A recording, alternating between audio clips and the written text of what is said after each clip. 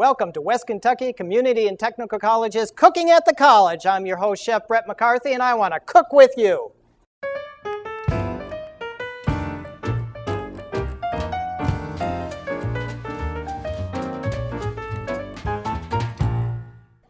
Welcome to West Kentucky Community and Technical College's Cooking at the College. I'm your host, Chef Bret McCarthy, and we're going to be talking about salmon. And this is actually fresh salmon. It's a farm-raised version. We actually got this in whole. And one side we're going to be smoking.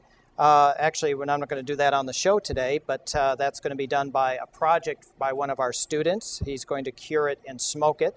And so that left us with another side, and I thought that would be a great thing to talk about on the program today. So I'm going to just bring this over here. I'm going to slice it up. One of the things that salmon has in it is it has some fatty tissue, and that's right around the belly area. We trimmed that off. We took out all the bones, and then there's these little tiny pin bones, and I wish I could show you them, but they've already been taken out. But they're little tiny pin bones that go along the edges, and you can actually feel them if you just take your fingers and run it across and go against the grain of the fish. You'll actually go, and when I say against grain, you're going from the head to the tail. And if you just pull those out, it's easy with a tweezer or a needle nose pliers, and that works really, really well. So that's what we've done. So we've basically prepped this, and we've taken the skin off as well. And I'm going to show you how to grill salmon and what's involved in that. But before I do, I'd like to introduce my new student assistant, teaching assistant. His name is Anthony Peck. We call him Tony Peck. And he's going to be showing us a few things today as well. So I thought I'd introduce him. And that's about it. First thing that we're going to do is we are going to cut the salmon up. And I'm just going to estimate about 6 ounces. And we're going to just take this little tail piece here. And what I'm going to do is I'm going to spray this a little bit. And what I like to do is I just take a little, it doesn't matter what kind of spray you use. Just spray it a little bit. I'm going to show you how to make those nice crisscross, what we call hatch marks on there, cross hatch marks. I'm going to put just a little bit of salt on there. Good to always season whatever you do, as it slips out of my hand. It's still a little bit alive, I don't know. Okay, we're going to come right over to the grill, and I don't know if we have to reposition the camera for a minute, but one of the things that you want to have is you want that grill to be very, very hot. It's very critical that it's hot. If it's not, you're not going to get the best thing. So what we're going to do is we're going to have reposition the camera, and we're going to come back in just a minute.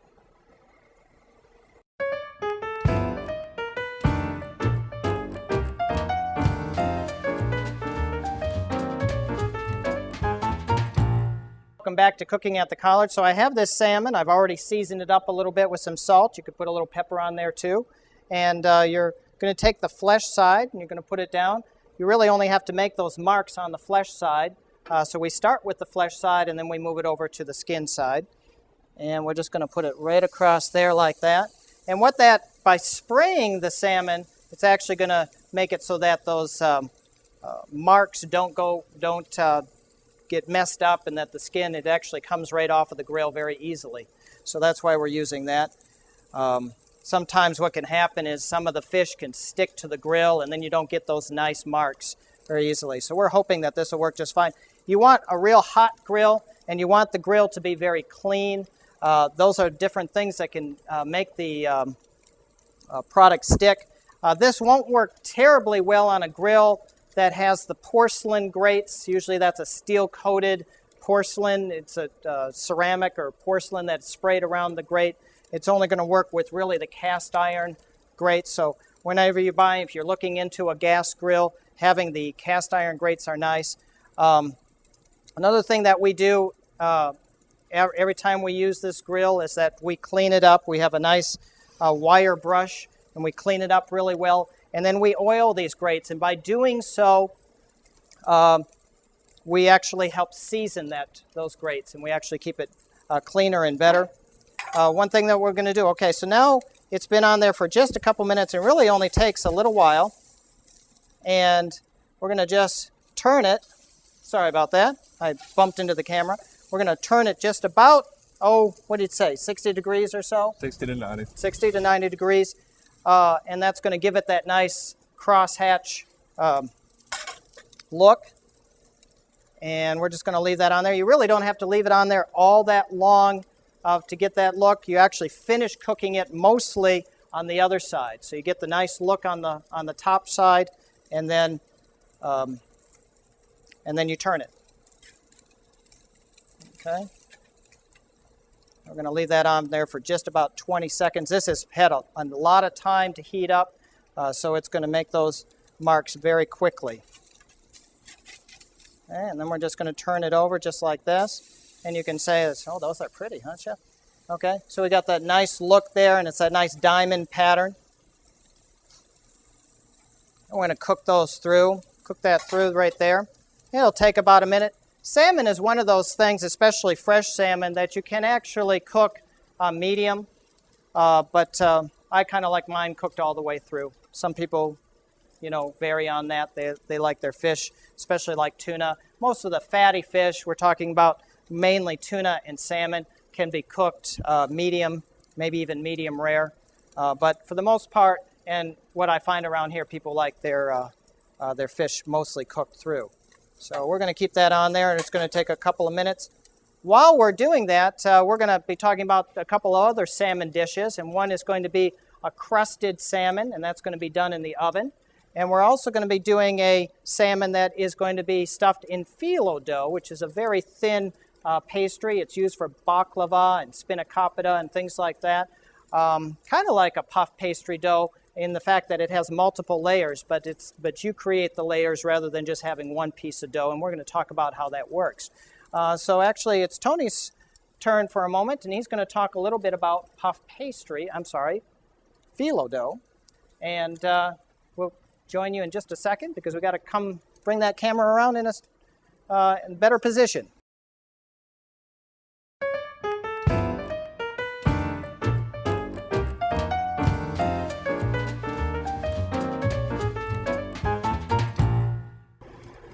Today we're working with phyllo dough, and there's many things you can do with it, anywhere from puff pastry to, like he says, spinach coppola.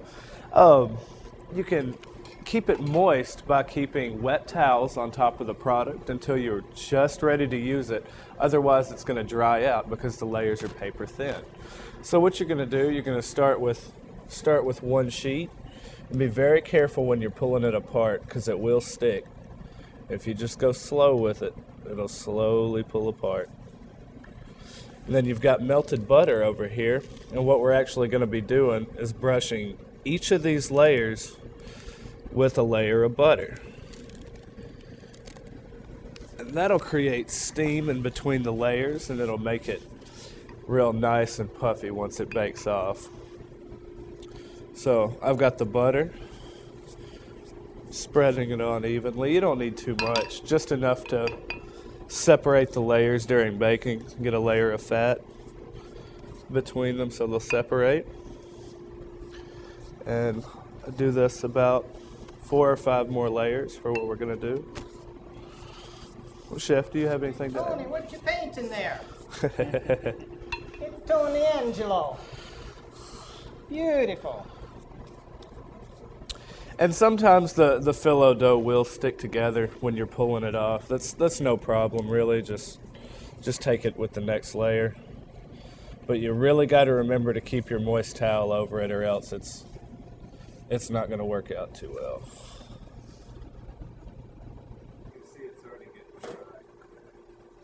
You can see it's already getting dry. Crap. I'll help you out there, Tony. Thank you. You're welcome. Okay. We just spilled the butter. Actually, Tony spilled the butter. I spilled the butter. Yeah. It's no problems. No problem. There we go. Just reattach. And start painting some more. And you could do this all day. With things like baklava, you have upwards of 20, 30 layers.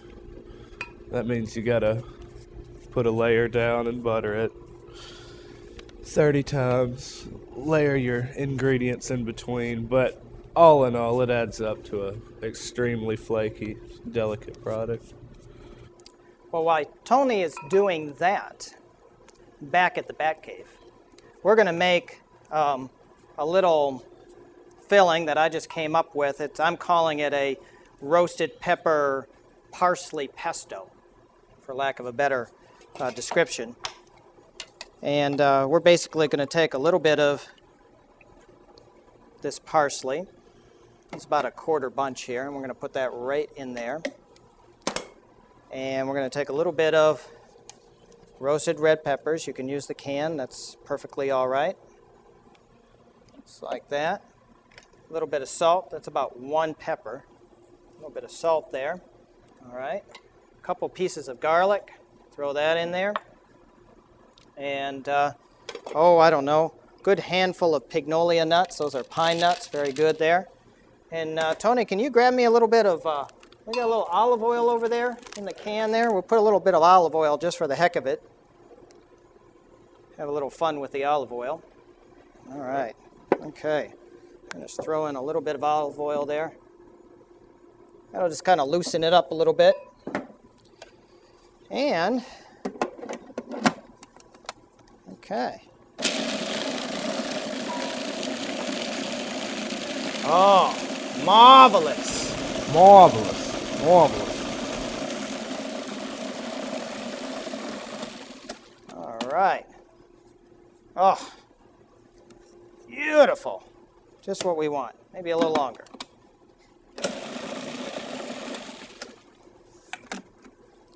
All right. That's going to just be beauteous. So while he's brushing on that, I wanted to show you, it's taken a little bit of time, more time than I had expected. He's kind of slow that way, but that's all right. We're going to take a little bit of this salmon. We showed that I would want to take a little bit of salmon. Listen to me. I'm all tongue-tied. But this is that salmon that we grilled off, and we just took a soy molasses and put it over the top. You can do any kind of glaze or anything that'll make it look really pretty. I also have a little bit of rosemary olive oil. You can brush that on. There's just any kind of number of things that you can do. You can do garlic oil. But if you're going to be using fresh salmon, really bring out the salmon flavor. A lot of times we try to mask flavors because, maybe we don't like the fish so much, so we try to bring out other flavors. But salmon is so good fresh that really you want to bring out that nice salmon flavor. Fish, incidentally, shouldn't have a smell to it. You know, there's a lot of feelings, well, I don't like fish because I don't like the smell. Well, fresh fish shouldn't have that smell. Now, of course, salmon has a smell to it once it's cooked because it's an oily fish, and oily fishes have more in the way of smells to them, unlike a lean fish like a cod or a haddock or something like that. But the reality is that fish should have a very fresh smell to it. The other thing is to know when the fish is cooked, it should just be very, very firm. And you can see how nice and firm that is. The other way that you can tell is by doing the temperature. And if you go on the inside, you go down the center. Okay, you don't go this way because that's not going to be enough of the probe to cover the probe, but you go in this way, and that'll give you a temperature reading. This has had a little bit of time to cool, but about 150 to 160 is what you're looking for.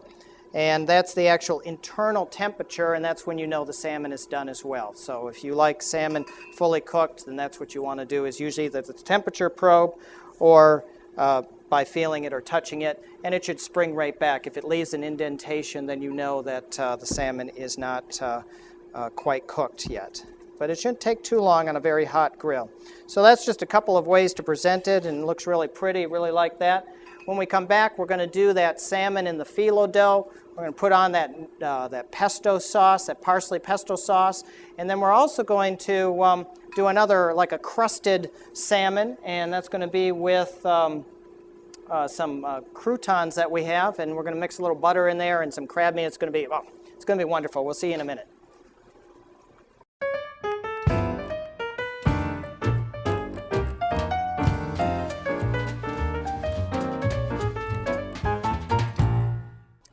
Welcome back to Cooking at the College. I'm your host, Chef Bret McCarthy, and we have this salmon ready.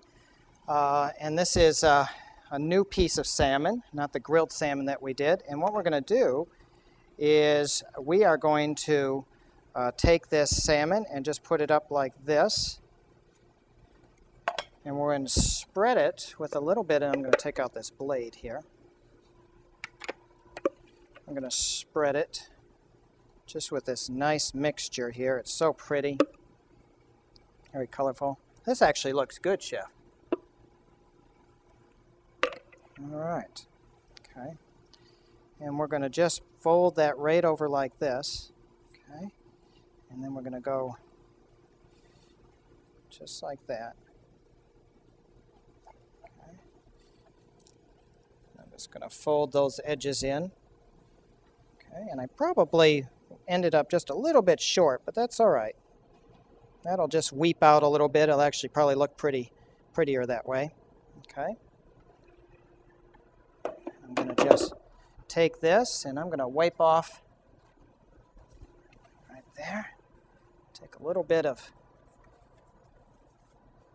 butter here. Okay. And we're just going to put that right on there. I'm going to brush it with a little more butter.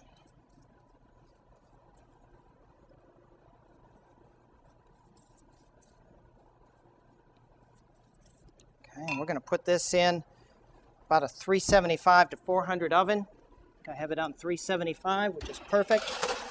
And we're about 20 minutes. And that's about it. Okay? So we're going to go on to the next item of order here. And I had some leftover Caesar croutons. These are just ones that I had bought a while back for something that I did. And normally make my own croutons, but this particular instance I didn't. And I'm going to take a little bit of these croutons. I'm going to put them in a bag. Okay. I'm just going to take a rolling pin.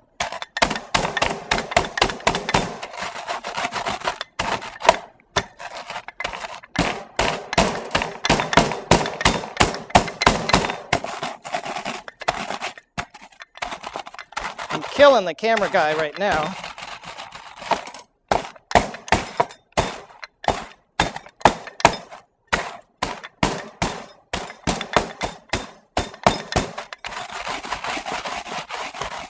Okay, you want to leave it a little bit chunky. Okay, and we're going to take about half those croutons. We're going to take a little bit of lump crab meat. This is actual real crab meat. You can get it in these little bags here, just like tuna. All right, and we're going to take, we'll just say about half of this for right now. All the recipes are available on Paducah 2. That's Paducah number2.org, and you can get all those recipes. Put on a little bit of butter there. All right, and let's see here. I'm going to have to use my other spoon here. We're just going to, and this already has all the seasons in. That's why it's so nice that we use those croutons that are already pre-seasoned. Okay. And we got a nice crab meat. Don't mix it up too much. It's a lump crab meat, so you want to really keep those pieces nice and chunky. Okay. And I'm just going to go and get that salmon. You'll notice that I've been using gloves because salmon is very oily, as I told you before, and it can leave smells on your hands very easily. So that's why I've been doing that. Okay. And we're going to take a little bit of salmon here, just like that.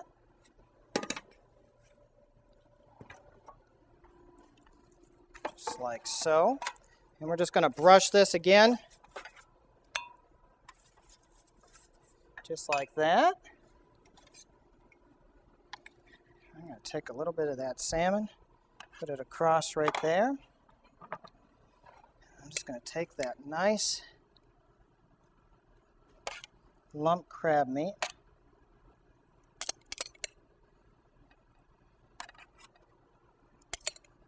This is one of those recipes where I actually put it together and then I make up the recipe afterwards. This really is enough for like 2 pieces of salmon, this recipe, but I'm just putting a little bit of extra on there. Okay. And that is going to go into the oven. And when we get back, we're going to unveil all this. We'll talk a little bit more about salmon. And again, bon appetit. We'll see you in a bit.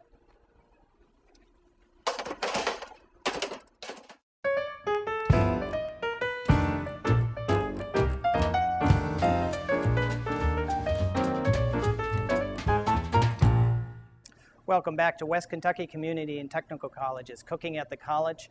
I'm your host, Chef Bret McCarthy, and we are just about finished here. And we have a beautiful crusted salmon. This has that Caesar croutons and a little bit of lump crab meat. And then we also have that phyllo dough salmon right there. Before we plate that up, I'm going to talk a little bit about fish. Now, a lot of you might not like the strong flavors of salmon, and that's maybe why you get away from it.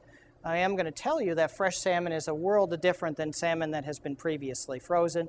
And these days, fresh salmon is more readily available by the fact that more fish is being farm raised. So we have fish like tilapia and salmon and catfish all being farm raised now. So that actually gives it a much more mild flavor than what its wild counterparts would have been. So you just don't have those flavors. The other thing is that certain fishes are actually oily, and if it's darker in color, that means that it has more oil in it and it's going to have more of that fish flavor. If it's lighter in color, those are fish that are usually, generally speaking, not going to be as potent in flavor. And those are the ones that you can fry. Now, salmon is not one that you can fry very easily, and I'm talking about deep frying. So you want to bake it, or you want to broil it, or grill it. And anything that is an oil fish can actually be done, by those means. But a lighter fish, say like a catfish or a cod or a halibut, those fry very well. Now what they don't do is most of those lighter fish don't grill very well. So we have to be very careful about those fish because they break up. They don't have a lot of connective tissue. And that's one thing that we have to be very, very careful of, that the salmon has more connective tissue and things that are fatty have more connective tissue. So we have things like mako shark and mahi-mahi, which is a dolphin fish, which isn't flipper. It's not the real dolphin, okay? So you don't have to worry about that. And, swordfish is a good fish.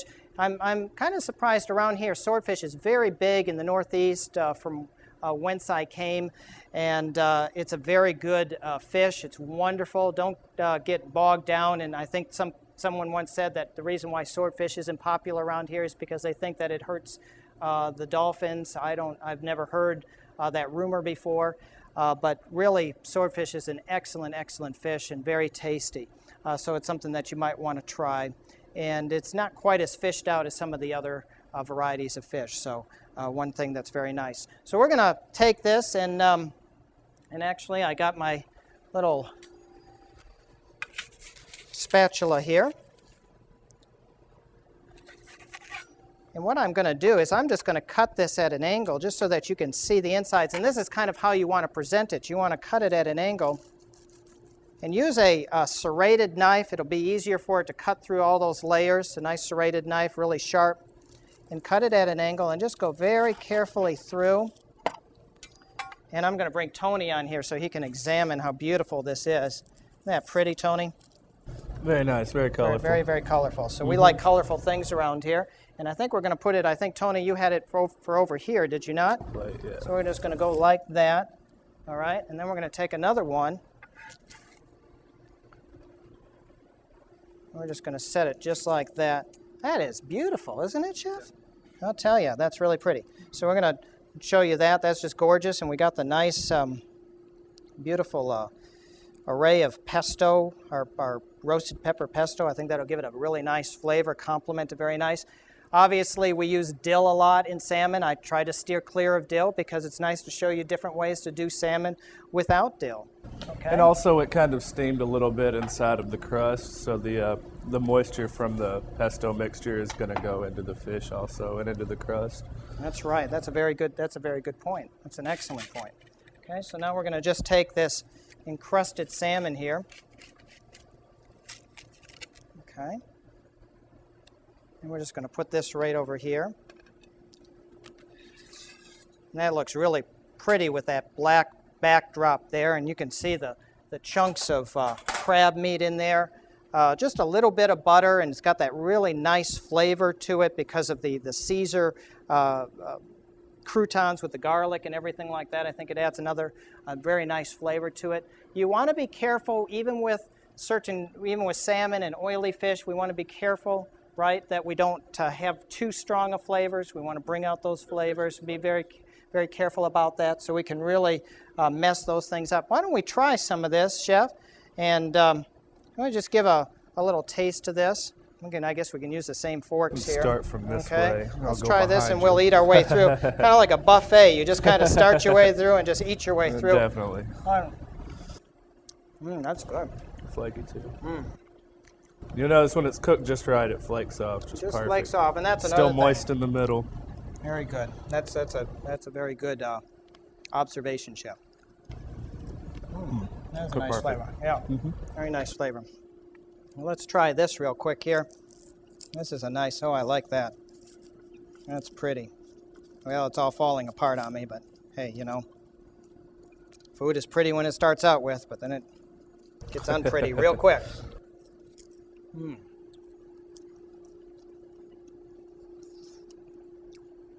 Well, that's a nice flavor, very nice flavor.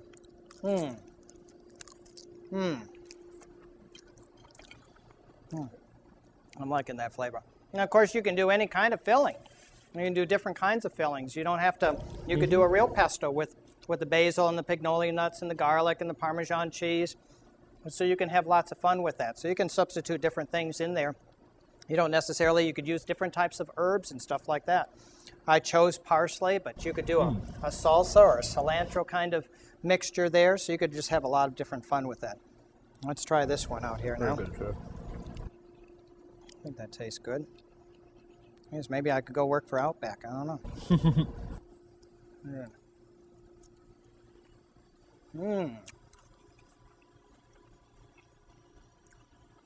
It's a very nice flavor there. See, we could just have a whole show of you just watching us eat because, you know, we just love to eat. You know, maybe we'll just have a show like that. We'll just eat like crazy. A little bit of lemon juice. I think a little lemon juice would even make it taste a little bit better. And something else you can do with that, get Japanese breadcrumbs, and you can either do horseradish or blue cheese or crab meat or something like that. Press it out flat, kind of broil it on top of pretty much any meat, fish, or steak. Really, really good. So there's a lot of different things that you can do with salmon, and don't be afraid of it. Don't think it's one of those fish that you just can't have fun with, that you can't experiment with. There's so many different things it can do. It holds up really well when it's pan-fried or grilled. It's not going to fall apart on you. It's easy to work with. And when it's fresh, I tell you, the flavor is just wonderful. So we'll see you back here next time, cooking at the college. I'm your host, Chef Bret McCarthy. This is my student assistant, Tony, and we look forward to seeing you next time. And hey, bon appetit. Bon appetit.